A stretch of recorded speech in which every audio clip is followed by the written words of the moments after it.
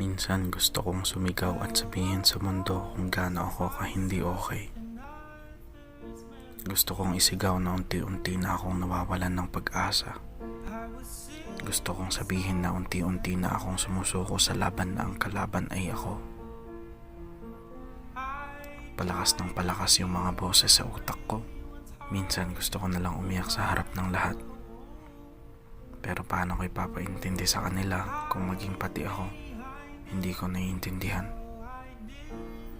Sinasabi ko sa sarili ko na malapit na ako maging okay. Pero pagod na ako sa ganitong pakiramdam.